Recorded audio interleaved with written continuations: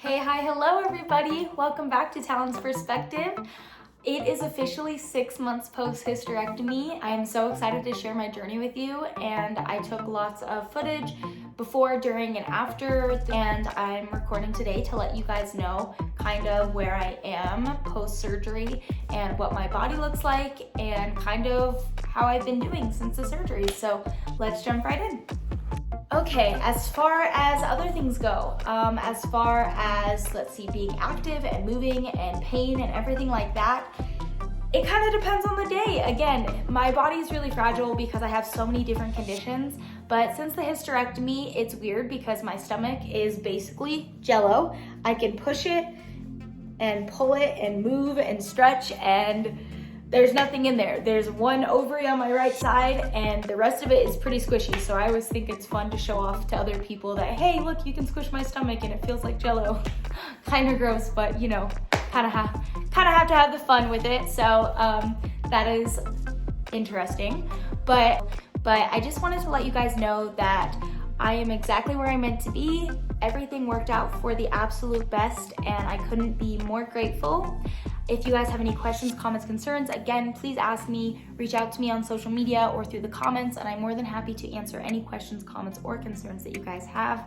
And I hope that you guys enjoyed the footage. I really tried to get a lot of footage for you guys and let you guys kind of see what it is that I was going through before, during, and after the surgery. So you guys can kind of get a taste of what it is like being me for a little bit and see what I was going through this hysterectomy and kind of see the progression and how much it has benefited me and the pros and cons of what it has done for me. So thank you guys so much for watching. I appreciate you and your guys' support. Thank you for being generous with your time. I know it has taken me a long time to make this video, but I figure 6 months was a perfect deadline and it was a perfect time for you guys to see everything that my body has gone through. I didn't want to wait for a full year because this is basically how things are going to be from now on. Hey guys, it is a week and 2 days post-surgery. I am out and about. I'm ready to go to Bath & Body Works to spend some money on some fall candles.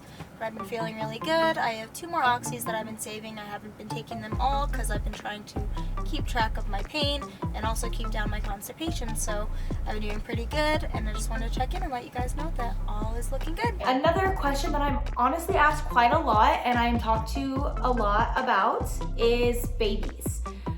I cannot have them. And for those of you who do not know, I had my left ovary taken out a few years ago, and then this time I had my uterus and my cervix taken out. If you were to ask me right now how I feel about not being able to have a kid, I'd say that I'm pretty comfortable with it. I'm pretty confident in myself and I know that right now isn't the time. I'm a firm believer in everything happening for a reason, and I know that the perfect baby and babies are going to come into my life and I'm going to be an amazing mom. When it comes to the hormonal changes, I feel like also I've been having a tough time learning to figure out who I am when it comes to being a partner. I'm not in any kind of relationship right now and I probably won't be for a while because I am learning how to re-love myself in this new body that I was given and all of the changes that it's going through. Also, just learning to figure out what I need from a partner now. Because before, if you had asked me what my love language was, my love language was physical touch. I love being hugged, I'm super emotional, I'm a great friend, you know, I'm always super touchy with my family and want to cuddle all the time. I just love snuggles, everything like that. Definitely up my radar, but now I'm very reserved almost. I feel like I like my own space a lot more. I'm not as touchy-feely. I don't go in for hugs as often as I would have with family or friends.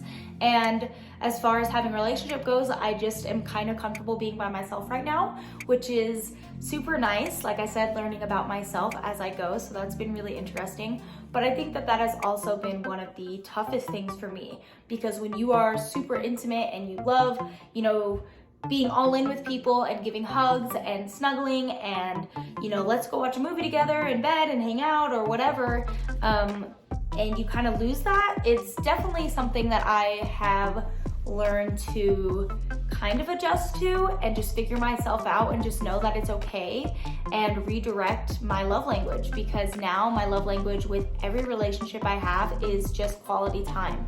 Making sure that I am enjoying my quality time with people, having really good, deep, impactful conversations, and just kind of keeping to myself and having a lot of internal conversations as well. So I feel like I have grown a lot in that aspect. Hi guys, looking pretty rough today, not feeling so good. My belly's pretty swollen, you can tell. Not feeling great at all. I skipped a day or two because my health has been really not great. I spent the day, well, not the day, I took a visit to urgent care yesterday and pretty much got diagnosed with a viral infection that is just gonna stay with me until I can get better. But just because my body is autoimmune deficient and can't really handle anything that has to do with healing, any kind of surgeries, tattoos, things like that, it takes my body a lot longer to heal. So I got a cold sore in my nose. I have super red eyes, you can't really tell, but they could turn into possible pink eye, which is super lame, so I got a prescription for that. Been super achy, really tired, but other than that, guys, we're out here doing the best we can. I'm cat sitting right now, so that is the change of scenery. I am gonna be here for a week, so I brought all the essential things that I need, but that is all I have for you guys. I'm about to sit down and probably take a nap and then edit some videos for you all, and then hopefully I'll be feeling better within the next few days, but this is where I plan to be and relax and heal for the next week. Okay, so a lot has happened in the past 6 months. I've been through a lot of physical and emotional changes since the surgery. I have a few scars on my stomach, obviously, because of the surgery, but they healed up really well. And mostly what I've been going through is just hormone changes. My body is definitely learning to adjust to a new body without a uterus and a cervix. So what that looks like for me is lots of hormonal changes, a lot of emotions, very high emotions, and also depression as well. So that has come in and out of my life because of my health problems, but I think because of the hysterectomy, my body is learning how to deal with a big chunk of me being missing. So the depression kind of fluctuates, and that has probably been the toughest battle that I've faced since my hysterectomy. But other than that, I've been doing really good at staying on top of keeping myself eating as healthy as possible, trying to do as much as possible, hanging out with family, enjoying my time with friends, and also listening to my body and spending a lot of time in bed as well, learning to recoup and take the time I need for myself, both physically and mentally, because my situation is definitely not the best. I know a lot of people have it worse than I do though, and I just have to remember that. So again, just finding gratitude in everything and staying busy, finding the motivation to make myself do everything that I'm capable of, and loving myself in every shape and form, loving myself when I feel good, when I don't feel good, the days that I'm outside of my house and doing stuff, staying busy, and the days that I'm not feeling good and I end up sleeping for 12 to 19 hours a day. Both happen, and I can't control when they come up. I cannot control when I have a good day or a bad day, but I feel like the motivation in myself is immense, and I've been feeling a lot of inspiration to help other people with that as well. So being sick has been crazy. I've been through every up and down imaginable, but I wouldn't change it for the world. I am exactly where I'm supposed to be at the exact right moment, and I'm just, again, grateful. Every day I wake up and I'm grateful. Whenever I'm having a rough day, I just think about, okay, what am I grateful for right now? So things are as good as possible. I'm extremely grateful, and the surgery has benefited me in so many ways. It has been hard, and my body has had a hard time adjusting and learning to make new transitions to myself, both physically and mentally.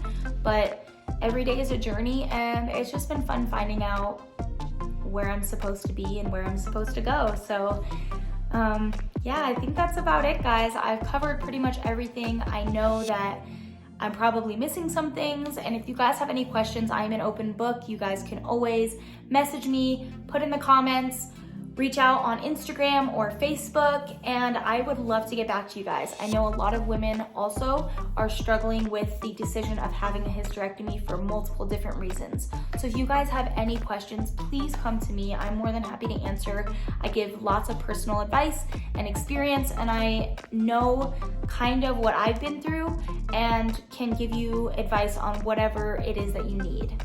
I know it's a fragile topic for a lot of women, but for me, it's just a part of my life. It's a part of my journey. I kind of always knew that this was coming, and I wouldn't have been able to have my own babies anyways due to the adenomyosis that I had. Adenomyosis is something that means here's your uterus, and the entire lining that encapsulates that uterus basically just shed, and it didn't exist. So that's why I was constantly bleeding, and without the lining, you wouldn't have been able to hold a baby anyways.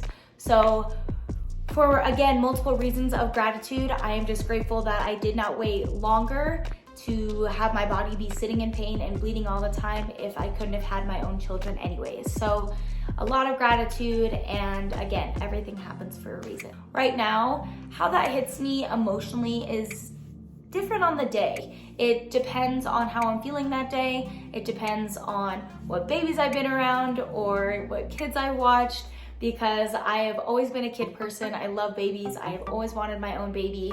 So consciously, I know that I'm unable to have my own kids. And some days that really hits hard, you know, when people are talking about starting life together or seeing everyone in my feed, you know, getting married and having babies, and that's super exciting. So some days I'm super duper excited and I'm totally comfortable and I'm happy that I don't have to have my own babies, because I know that, you know, pregnancy is not always the best for some people. But some days it hits kind of hard and it stinks, because I know a lot of women would love to have their own babies and a lot of women can't. So I am a part of my minority of women who are unable to have their own kids, and sometimes that stinks. But at the end of the day, again, I'm extremely grateful, and I have to look back at the fact that I'm not bleeding, because that is number one, and that was such a detrimental part of my life. So now I'm just extremely grateful, because I know that it could be so much worse, and someday I will find the right baby for me and I will be a great mom. So that is where I am right now, and right now things feel really good. I'm super excited. There's a lot of good things coming my way. I am finding myself. I am finding new relationships with other people. I am expanding my horizons, and I've made such a great community as well just throughout my medical history. I've met so many wonderful people, and I've learned and grown in so many more ways than I ever would have if I had never gotten sick. So for those of you who are curious about that, that is kind of where I stand with that. It depends on the day. If you were to ask me right now how I feel about not being able to have a kid, I'd say that I'm pretty comfortable with it. I'm pretty confident in myself, and I know that right now isn't the time. I'm a firm believer in everything happening for a reason, and I know that the perfect baby and babies are going to come into my life, and I'm going to be an amazing mom. So for, again, multiple reasons of gratitude, I am just grateful that I did not wait longer to have my body be sitting in pain and bleeding all the time if I couldn't have had my own children anyways. So a lot of gratitude, and again, everything happens for a reason. So the main impacts are that I do not bleed. I have to go to the bathroom all the time. I forgot to mention that. My uterus is gone, so now my bladder, just when it fills up, I have to go to the bathroom all the time. So that is probably also the biggest change. But other than that, physically and mentally, I am doing the absolute best that I can. And again, super duper thankful and grateful for this journey and for all that I've learned. I'm extremely grateful for the nurses, doctors, and friends and family that have come through and supported me along this journey. I've learned and grown so much, and I'm just excited to see where things take me. I'm excited to see what happens with my body as I get older and kind of learn and adjust to things as they kind of progress. So that is pretty much all, guys. I've covered, I think, everything, but again, thank you. Have the most amazing day. I am grateful for each and every one of you, and thank you for following my story. So have a great night, and I will hopefully check in with you guys soon. So thank you so much.